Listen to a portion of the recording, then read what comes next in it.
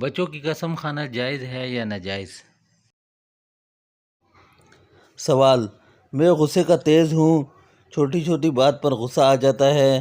ایک بار کسی وجہ سے غصے میں تھا تو بچوں کی قسم کھا کر کہا کہ فلاں کام نہیں کروں گا، لیکن بعد میں وہ کام میں نے کر دیا۔